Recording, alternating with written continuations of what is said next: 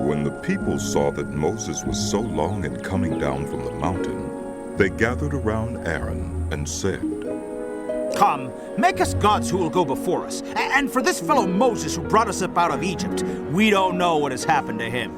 Aaron answered them, "Take off the gold earrings that your wives, your sons, and your daughters are wearing, and bring them to me." So all the people took off their earrings and brought them to Aaron. He took what they handed him and made it into an idol, cast in the shape of a calf, fashioning it with a tool. Then they said, "These are your gods, Israel, who brought you up out of Egypt." When Aaron saw this, he built an altar in front of the calf and announced, "Tomorrow there will be a festival to the Lord." So the next day the people rose early and sacrificed burnt offerings and presented fellowship offerings. Afterward, they sat down to eat and drink and got up to indulge in revelry. Then the Lord said to Moses, "Go down, because your people who you brought up out of Egypt have become corrupt. They have been quick to turn away from what I commanded them, and have made themselves an idol cast in the shape of a calf.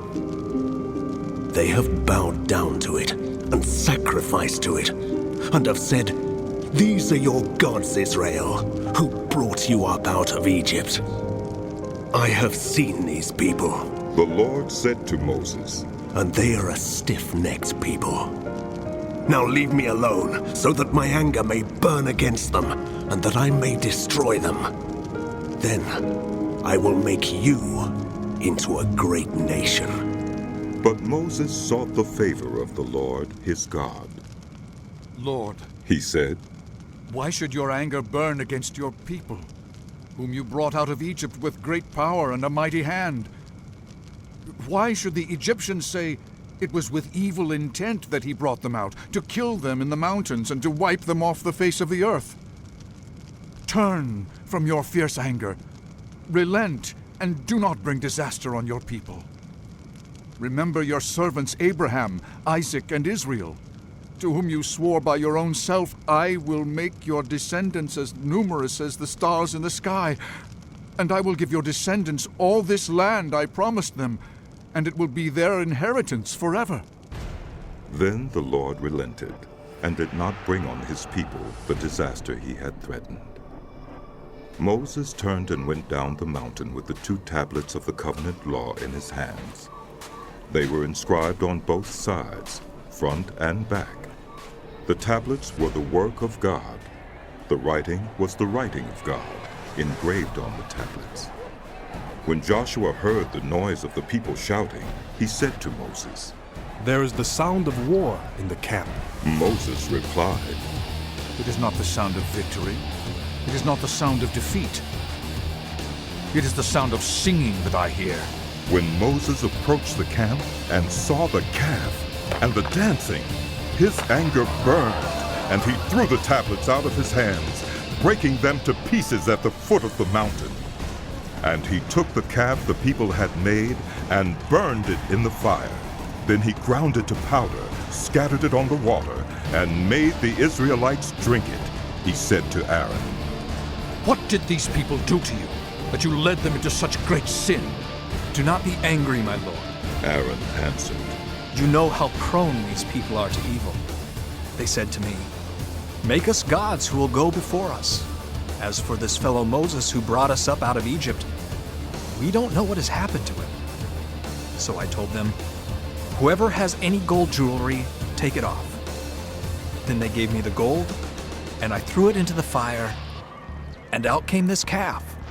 Moses saw that the people were running wild, and that Aaron had let them get out of control, and so become a laughingstock to their enemies. So he stood at the entrance to the camp and said, Whoever is for the Lord, come to me!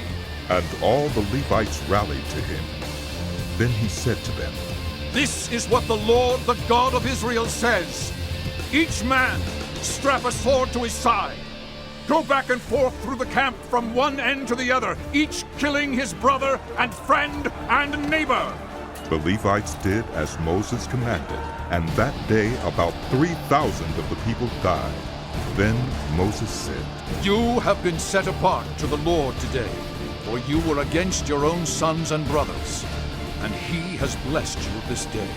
The next day Moses said to the people, You have committed a great sin, but now I will go up to the Lord. Perhaps I can make atonement for your sin. So Moses went back to the Lord and said, Oh, what a great sin these people have committed. They have made themselves gods of gold. But now, please, forgive their sin. But if not, then blot me out of the book you have written. The Lord replied to Moses, Whoever has sinned against me, I will blot out of my book. Now go, lead the people to the place I spoke of, and my angel will go before you. However, when the time comes for me to punish, I will punish them for their sin. And the Lord struck the people with a plague because of what they did with the calf Aaron had made.